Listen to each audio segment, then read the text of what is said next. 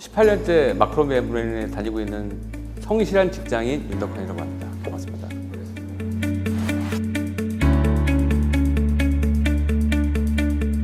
회사는 올해 20주년이 된 회사고요. 마크로미 엠브레인이라고 리서치 회사입니다. 작년에 그 일, 가정, 양립 상도 받았는 꽤 괜찮은 회사다. 뭐 이렇게 말씀드릴 수가 있겠습니다.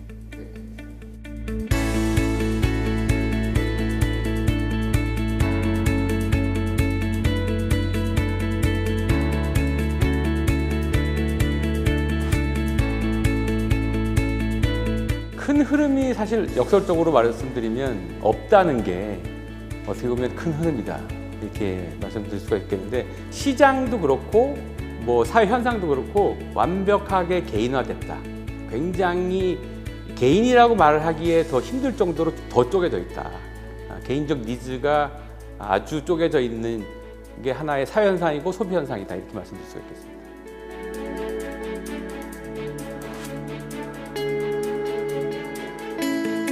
2013, 14, 15, 17, 18 이렇게 몇 년 동안 지속해서 저희가 대중들의 감정을 측정해 왔습니다. 상위 한 5개의 주로 경험하는 감정들이 근심, 걱정이나 뭐 답답하다, 불안하다 이런 것들이었어요.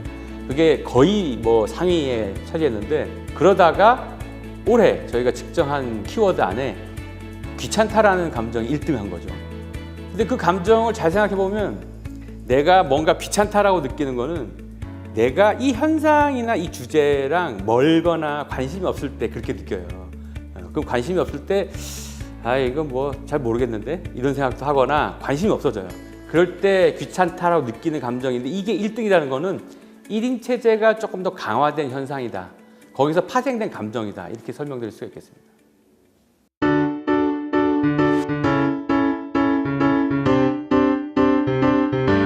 유튜브는 뭐 소비 현상뿐만 아니라 여러 가지를 바꾸죠. 첫 번째로 말씀드릴 수 있는 거는 유튜브가 기존의 미디어 시장 전체를 바꾸고 있습니다. 그러니까 TV 시청 행태 자체를 바꾸고 있어요. 흥미로운 부분은 저희가 2016년도에 아까 집에서 사람들이 이제 생활을 많이 한다고 그랬잖아요. 그때 저희가 주목했던 현상 중에 하나가 대리만족 욕구가 높아지는 거예요. 무슨 얘기냐면 집에서 머물다 보니까 조금 더 이제 개인화되고 사회생활을 좀 덜 하다 보니까 어떤 현상이 일어나냐면, 가정생활이라든지 뭐 양육이라든지 기본적으로 성장하면서 필요한 경험들이 있는데 이것을 잘 못하는 사람들이 늘어나는 거죠. 그러면 거기에 따른 대리만족 욕구가 많아질 텐데, 그때 흥행했던 TV 프로그램이 우리 결혼했어요, 뭐 아빠 어디가, 이런 프로그램들 했어요.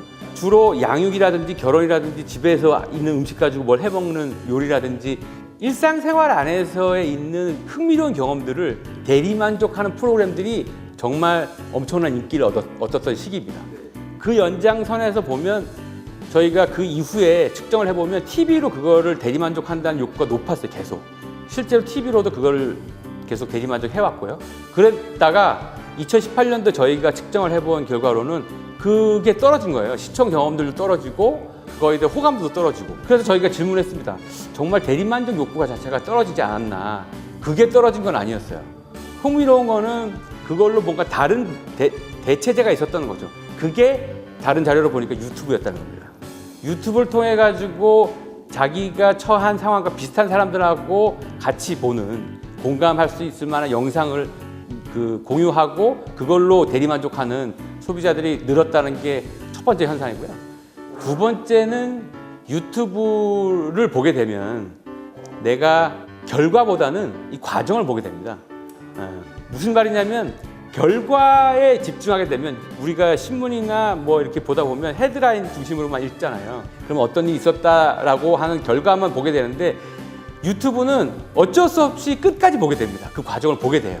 지식의 습득 과정이라든지 뉴스의 습득 과정이 달라져요. 그렇게 되면 설득 과정이 더 힘들어집니다. 앞에가 좀 더 논리적이어야 되고 좀 더 탄탄한 근거를 채워 넣어야 되니까, 그래서 정보를 공급하는 사람도 좀 바뀌어야 되고 정보를 소비하는 소비자들의 그 설득 프로세스도 좀 바뀐다.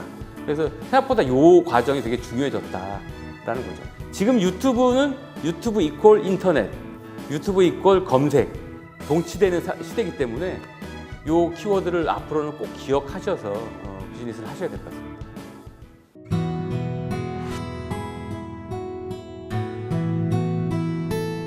소비 분야에서 달라질 거는 아마 크게 보면 소비의 축소, 개인 공간의 확대, 이 두 가지를 말씀드릴 수 있겠습니다.